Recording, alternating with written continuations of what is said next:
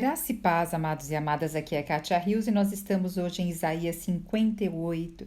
E esse capítulo ele é muito importante, porque ele mostra como se faz, como se guardar algumas coisas nessa época, o sábado, e como exigir até de Deus porque se guardava o sábado. Então é como se eu estar na presença de Deus para ter um proveito próprio. Vamos entender melhor sobre isso? Veja só o que diz o versículo 1. Grita, pois, a plenos pulmões, não te contenhas, levanta tua voz como um chofar, uma trombeta, e faze ver ao povo a sua própria transgressão. Mostra à casa de Jacó o seu pecado. Então aqui está dizendo para gritar a plenos pulmões. O profeta ele apresenta essa mensagem celestial de reconciliação e paz. E a gente já começou a ver isso lá no capítulo 58, quando ele vai estar falando sobre o arrependimento, que é essencial para que as bênçãos prometidas sejam derramadas. Então, amados, não é porque nós estamos na era da graça que tudo o Senhor é amor, não, o Senhor é justiça. E nós temos que ter um coração convertido, um coração arrependido, um coração que tem uma metanoia, uma mudança de mente. Por isso que em Romanos 12 diz para que nós tenhamos o quê? Uma mente transformada, uma mente renovada. Então aqui vai um alerta aqui para o povo judeu, para o que eles estavam fazendo. E que nós possamos olhar para nós também, quais alertas está trazendo a palavra para nós. Agora vamos ver o versículo 2, diz assim: pois ainda assim este povo tenta me encontrar dia e noite. Parecem mesmo pessoas desejosas de conhecer as minhas orientações, como se formassem uma nação que faz o que é direito e que não abandonou os mandamentos do seu Deus. Solicitam-me decisões justas e demonstram a vontade de que Deus se aproxime deles. Então aqui ele está dizendo que o povo exteriormente está buscando ele, sabe? Mas o coração do povo está longe. Então, um exemplo, aqui nós vamos ver sobre o jejum, mas muitas vezes, sabe, cumprir ritos religiosos, um exemplo, não faltar nas reuniões da igreja, usar determinados tipos de roupas ou seguir determinadas normas, mas isso muitas vezes só está no exterior, o coração está longe. Então a gente tem que tomar cuidado com o que nós fazemos, porque pode ser tido como uma barganha. Então a gente sabe que várias pessoas fazem promessa para ter retorno, para receber algo. Isso é barganha. Também dá uma oferta X para receber Y.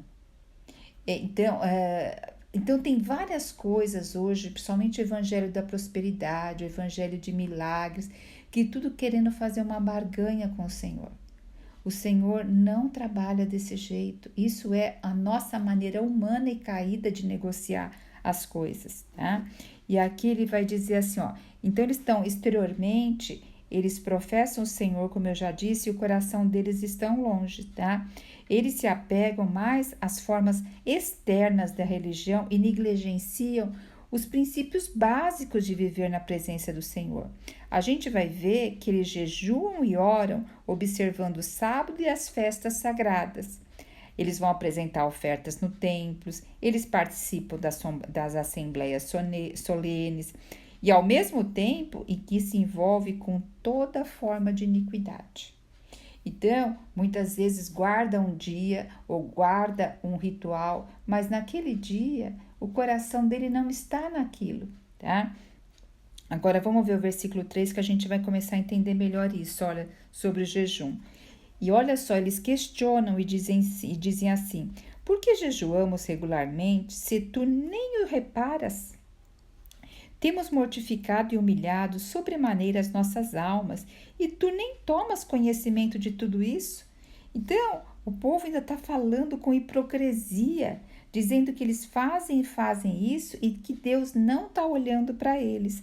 E aí já vem a resposta no mesmo versículo, diz assim: a razão está em que, no dia mesmo do vosso jejum, correis atrás dos vossos próprios desejos e negócios, assim como também explorai os vossos trabalhadores. Então, o que ele quer dizer aqui que está correndo atrás dos seus próprios negócios? Quer dizer, eu estou jejuando, eu estou observando o sábado, porque eu quero ter o quê? O atendimento de Deus para as minhas coisas.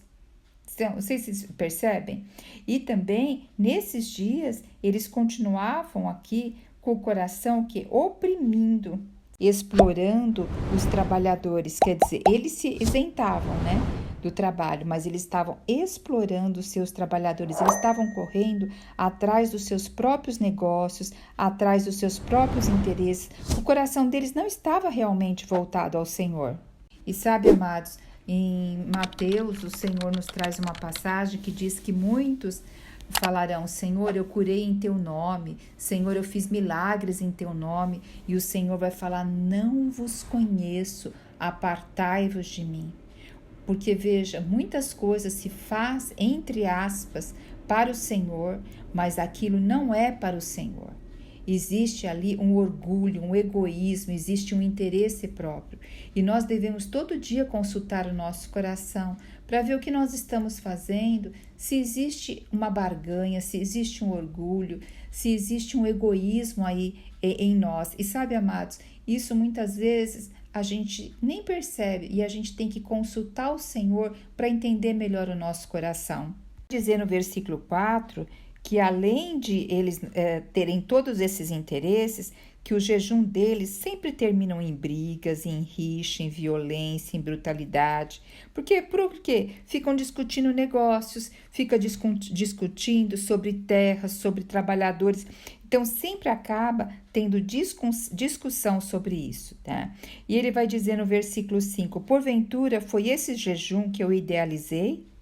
Apenas um dia separado para que o ser humano pareça contrito, incline a cabeça como o junco no brejo e se deite sobre pano de saco e cinzas em sinal de jejum e dia de grande lamento? Ora, é isso que chamas de jejum, o dia agradável ao Senhor? Porque eles jejuavam e eles vestiam um tecido que era um tecido mais grosso, de uma certa forma que até era desconfortável, para ficar se sentindo desconfortável. Em vez de deitarem no colchão, dormirem no colchão, eles deitavam na cinza. Tudo para mostrar ali que eles estavam ali se humilhando, mas era uma forma só física que eles faziam isso, tá? A advertência no versículo 6 diz assim: não, nada disso. O jejum que desejo não é este que vocês fazem. O jejum que eu quero é que vocês se libertem das amarras da malignidade e da injustiça. Quer dizer, sejam justos, né? E que desfaçam as ataduras da opressão. Parem de oprimir seus trabalhadores. Que ponhas em liberdade os oprimidos e que despedaces todo jugo. Então, olha, aqui está falando muito sério que o verdadeiro jejum foi designado para purificar as inclinações que nós temos da nossa vida, da nossa carne. E entre os judeus, as práticas religiosas, elas tinham se tornado, sim, sabe, um manto para ocultar o coração deles e ocultar, sabe o quê? A opressão que eles faziam com os fracos, o roubo às viúvas, aos órfãos e a toda forma de suborno e engano e justiça. Por isso que no Novo Testamento fala que a verdadeira religião é cuidar dos órfãos e das viúvas, porque órfão e viúva não tem retorno para te dar. É algo que quando você faz sem visar um lucro próprio, sem visar um retorno, sem visar a reciprocidade. Então, eles não faziam isso, eles faziam algo que era sempre vendo o que eles iam ganhar do retorno, tá? Então, como eu disse para vocês, o verdadeiro propósito da religião é libertar o ser humano dos fardos do pecado, é eliminar a intolerância, a opressão que promove a injustiça, e liberdade e paz. Essa é a verdadeira religião, tá? Deus queria, ou Deus deseja que nós sejamos livres, mas naquela época os líderes de Israel os estavam convertendo em escravos e em mendigos. Então vinha lá das autoridades, da liderança, e hoje a gente vê isso também, né, amados? Olha, agora o versículo 7 nos diz assim: ora, não é particular teu alimento com. Desculpa. Ora, não é partilhar teu alimento com o faminto, abrigar o pobre desamparado, vestir o nu e sem teto que encontraste e não recusar tua ajuda ao próximo. Então, está dizendo aqui que essa verdadeira religião, essa prática, sem dúvida, tem realmente as cerimônias religiosas, mas é, na realidade, a atitude perante o próximo que manifesta a presença ou a ausência da verdadeira religião. Tá? Não é tanto uma questão de se abster de alimentos, quanto de compartilhar o alimento até com o faminto, mas a bondade, na prática, é o único tipo de religião reconhecida no juízo final, sabe? Então, hoje, por quê? A bondade, amados, não é simplesmente que nós somos salvos por obras, não. Porque você vê, não adiantava eles fazerem obras se o coração deles não estavam purificados. Se havia tanto negócio de negociar no coração deles. Então, muitas vezes, as pessoas dão oferta, dão dízimo, porque tem receio de acontecer algo na vida. Agora vamos ver o versículo 9. Assim clamarás a Yahvé, e ele te atenderás. Gritará por socorro, e o Eterno te responderá. Eis-me aqui. Mas isto, se afastares do meio de ti o jugo opressor, a língua e os gestos acusadores e a falsidade do falar. Então está dizendo, ó, não adianta vocês fazerem esse jejum. Eu só vou estar aqui com vocês se vocês afastarem esse jugo opressor.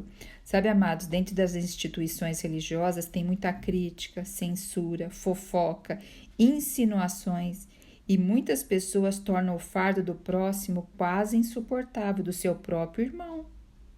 Muitos cristãos são esmagados e enviados à sepultura, desanimados e derrotados por terem sido objeto de escárnio de outros irmãos, de fofoca, de crítica. Então, a gente tem que pensar bem qual a nossa conduta com os nossos irmãos. Não com os nossos irmãos, com todos, mas aqui eu estou falando mais da comunidade lá ali dentro da igreja, tá? Então, Deus não pode se aproximar enquanto a gente estiver ocupada em olhar a vida do próximo, em fazer fofoca, em fazer panelinha dentro da igreja. Olha o versículo 10 nos diz assim: se com renúncia própria beneficiares os que têm fome e buscares satisfazer o anseio dos aflitos, então naturalmente a tua luz despontará nas trevas e a tua noite será como a do meio-dia. Então, com renúncia própria, tá?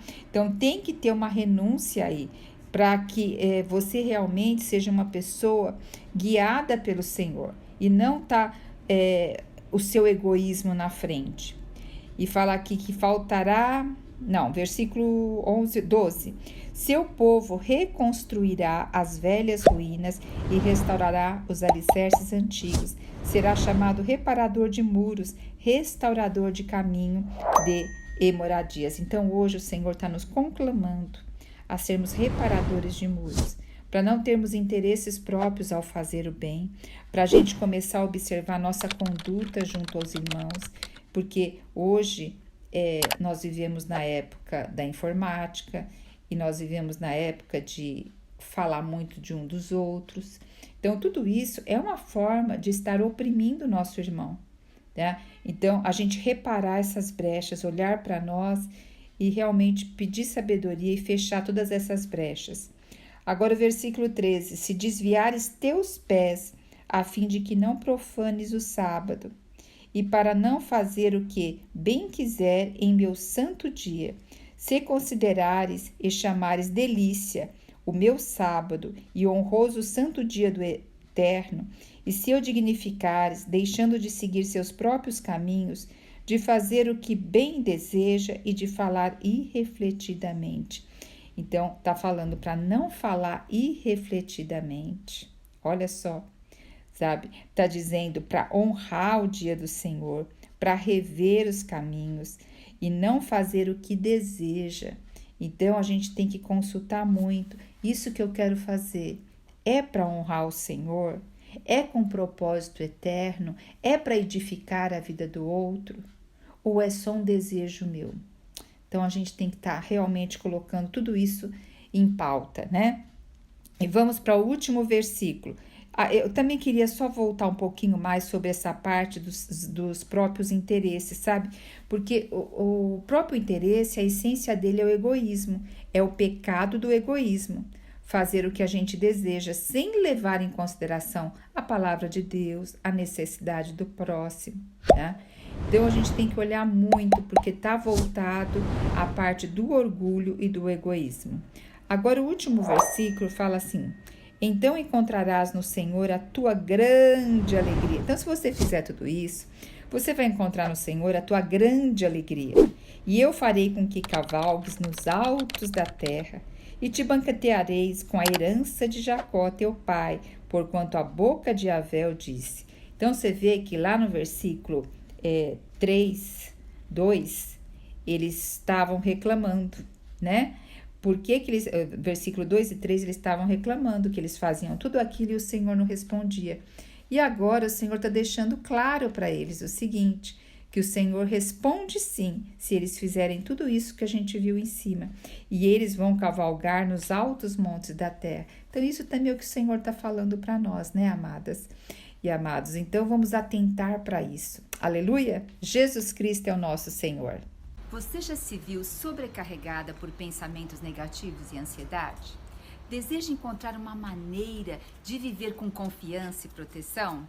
No Salmo 23, escondem segredos poderosos que podem mudar a maneira como você enxerga a vida. Nesta aula, você vai descobrir esses segredos e aprender a viver com confiança, deixando para trás os pensamentos negativos que minam a sua felicidade. Com a sabedoria do Salmo 23, você aprenderá práticas e princípios que ajudarão a livrar-se da ansiedade e encontrará orientação para experimentar uma proteção duradoura e encontrar paz interior. Comece a transformar sua vida hoje mesmo. Entre no grupo para acessar a aula gratuitamente e venha descobrir a verdadeira confiança e proteção que você merece.